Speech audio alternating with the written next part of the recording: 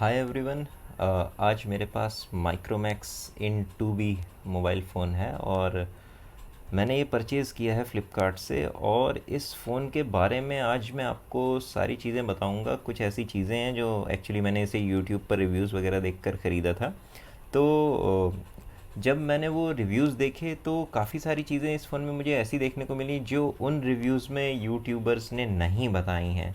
तो आज मैं आपको कुछ ऐसे पॉइंट्स बताने वाला हूँ इस फ़ोन के बारे में जो आमतौर पर आपको यूट्यूब के इसके वीडियोस में देखने को नहीं मिलेंगे। मैं अपना रिव्यू भी दूंगा और ऐसी बातें भी आपको बताऊंगा जो नॉर्मली बाकी वीडियोस में आपको देखने को नहीं मिलती हैं। तो सबसे पहले मैं बात कर लेता हूँ, एक शॉर्ट में रिव्यू करेंगे इस फ़ोन का। और सबसे पहले मैं बात करता हूँ कि फ़ोन कैसा है। मेरा रिव्यू 3 पॉइंट्स में डिवाइड रहेगा और वो 3 पॉइंट्स हैं गुड, बैड एंड अगली। यानी कि इस फ़ोन के अच्छे पॉइंट्स क्या हैं, इसके बुरे पॉइंट्स क्या हैं और कौन से ऐसे पॉइंट्स हैं जो मुझे काफ़ी बुरे लगे इस फ़ोन में, जहाँ पर इम्प्रूवमेंट की बहुत सख्त ज़रूरत है। तो 3 पॉइंट्स में मैं बात करता हूँ। सबसे पहले बात करते हैं गुड की। मैंने जब ये फ़ोन परचेज़ किया तो मैंने काफ़ी ऑनलाइन रिसर्च की और मैंने काफ़ी सारे जो इसके कॉम्पिटिटर्स थे उनके बारे में सर्च किया। यानी कि इसका माइक्रोमैक्स का एक खुद का भी फ़ोन आता है, इन वन भी आता है, जो सेम प्राइस रेंज में आपको मिलेगा, लगभग 8,000 रुपये के आसपास। रेडमी 9 आपको मिल जाता है, 9A मिल जाता है। उसके अलावा भी बहुत सारे ऐसे फ़ोन्स हैं जो आपको इस प्राइस रेंज में मिल जाएंगे।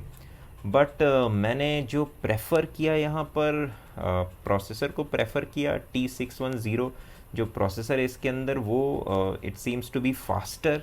और Micromax claims it to be faster than the other ones. G25 और G35 प्रोसेसर्स उससे फास्टर है और actually it is faster according to my experience, it is faster.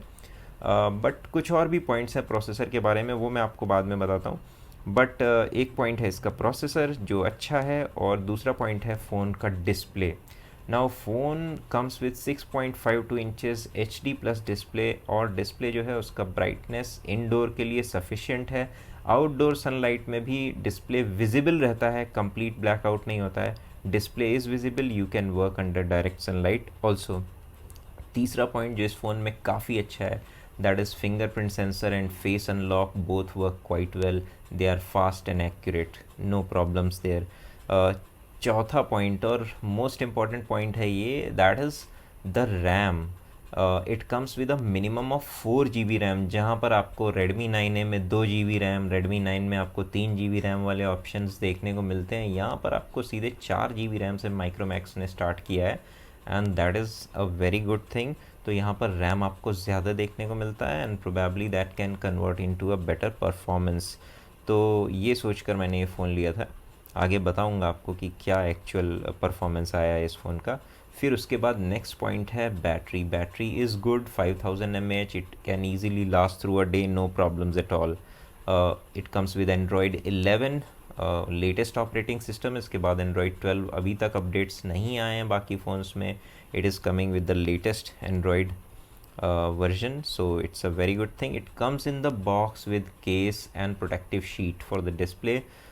Very good point, full points to Micromax for this. And it gives you the stock Android experience, यानी कि आपको यहाँ पर कोई भी एड्स का पंगा या फिर कोई भी फालतू चीज़ आपको यहाँ पर देखने को नहीं मिलती है। कोई फालतू के ऐप्स नहीं है, कोई भी ऐसी चीज़ जो मतलब हमें लगता है कि यार पता नहीं क्या दे दिया ये फ़ोन में ऐसा ऐप, और हम उसको डिलीट करते हैं बाद में, हमारा टाइम वेस्ट होता है। No notifications, no ads, nothing, stock Android. These are all the good points of the phone. चलिए अब बात करते हैं कुछ बुरे पॉइंट्स की, what are the weak points और the bad points of the phone. तो ये हमारा जो बैड है यहाँ पर वो है cameras. Micromax claims to have a Samsung sensor at the back, but the quality of photos is not all that good. The photos are okay, but strictly okay. बहुत अच्छे फ़ोटोज़ आप इससे क्लिक नहीं कर सकते हैं, ना तो बैक कैमरा से और ना ही फ्रंट कैमरा से। Both the cameras are weak. मतलब अगर सैमसंग सेंसर है तो it should be comparable to budget Samsung phones, but वहाँ से भी कंपैरिजन नहीं है। May be the software issues, software is not that much optimised for that camera. Micromax needs to work on that, especially the front camera. It gives you very soft photos, there's no sharpening at all. तो ज़्यादा expect मत करिए इसके कैमरे से। उसके बाद बात करेंगे अपडेट्स की। माइक्रोमैक्स के जो बाकी फ़ोन्स हैं, अगर उनके अपडेट्स के बारे में बात की जाए तो माइक्रोमैक्स का रिकॉर्ड कुछ अच्छा नहीं है। माइक्रोमैक्स ने हमें बोला है कि 2 साल तक हम अपडेट्स देंगे, but I don't know whether we will get updates और नॉट। लेकिन हाँ, माइक्रोमैक्स ने एक अपडेट दिया है और सितंबर 5 का सिक्योरिटी पैच वाला अपडेट आया है, और उस अपडेट के बाद थोड़ा सा कहीं ना कहीं परफॉर्मेंस में इम्प्रूवमेंट मुझे देखने को मिला। बहुत कम था, माइन्यूट था, बट थोड़ा सा परफॉर्मेंस मुझे देखने को मिला better.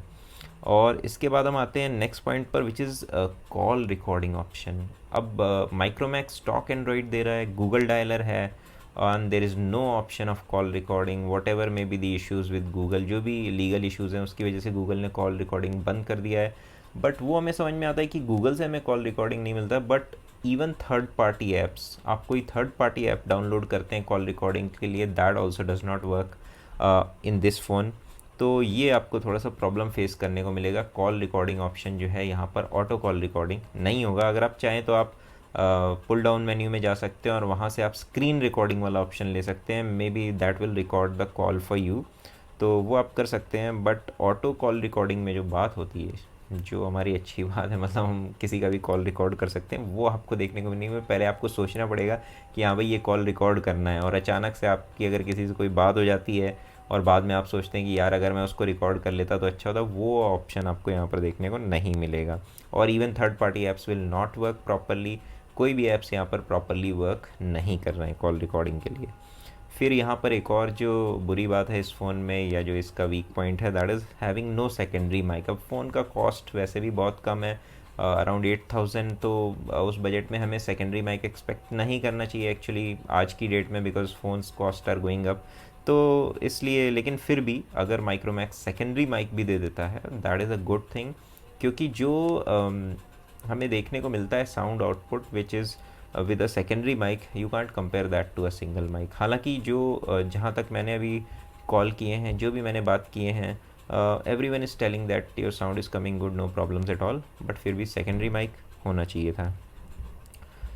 And then there were issues actually with proximity sensor, उसके साथ कुछ इश्यूज़ थे, बट जो अपडेट आया उसके बाद वो इश्यूज़ मेरे फ़ोन में एटलीस्ट वो इश्यूज़ फिक्स हो चुके हैं। There are no such issues with proximity sensor now. तो ये सारे वीक पॉइंट्स थे इस फ़ोन के। अब आते हैं अगली पॉइंट के ऊपर। अगली पॉइंट जो पहला वाला है वो मैंने आपको पहले ही बता दिया, ये बहुत ही मतलब इसको तो ऐसे पॉइंट्स हैं जिनको माइक्रोमैक्स को बहुत मतलब इम्प्रूव करना ही चाहिए। एक तो है फ्रंट कैम। अब माइक्रोमैक्स जो भी फ़ोन नेक्स्ट निकालता है, मुझे नहीं पता बजट फ़ोन हो चाहे जो भी हो, but at least give us 8 megapixel camera with good sharp selfies. तो ये एक बहुत बड़ा वीक पॉइंट है जहाँ पर माइक्रोमैक्स को इम्प्रूवमेंट करना चाहिए। दूसरा है कि ये फ़ोन जो माइक्रोमैक्स ने जो ऐड किया था इस फ़ोन के लिए, it was suppose to be a no hang phone. काफ़ी दिन माइक्रोमैक्स ने ये ऐड किया, no hang phone, no hang phone, but the reality is that मुझे नहीं पता ये जो प्रोसेसर है T610, पता नहीं ये ऐप्स के लिए ऑप्टिमाइज्ड है या नहीं है, या जो भी रीज़न है, आई don't know the reason, but I face issues of hang almost 2-3 times every day. मेरा फ़ोन हैंग होता है, और मतलब सिंपल ऐप्स में लाइक यूट्यूब, फ्लिपकार्ट स्टटर्स। मतलब आप फ्लिपकार्ट में जब स्क्रॉल करते हैं तो थोड़ी दूर तक स्क्रॉलिंग ठीक होती है, जब आप नीचे पेज के नीचे पहुंचने लगते हैं, इट स्टटर्स कि मतलब वो नीचे जा आप स्क्रॉल कर रहे हैं बट नीचे नहीं जा रहा है वो। तो ऐसे इश्यूज़ फ्लिपकार्ट में फेस होते हैं। यूट्यूब में क्या होता है, आप यूट्यूब वीडियो प्ले करेंगे तो जो जब आप फुल स्क्रीन वीडियो प्ले करते हैं तो वहाँ पर क्या होता है कि नीचे जो नेविगेशन वाले बटन्स होते हैं तीनों, वो बटन्स जो है वो गायब हो जाते हैं, और उसके बाद जब आप वापस उन बटन्स को लाने की कोशिश करते हैं तो वो बटन्स नहीं आते हैं। तो जब आप स्क्रीन ऑफ करेंगे वापस से ऑन करेंगे तब वो बटन्स वापस से आते हैं। तो ये इशू मुझे फेस हो रहा है, ये इशू मुझे बहुत बार फेस होता है यूट्यूब में स्पेशली।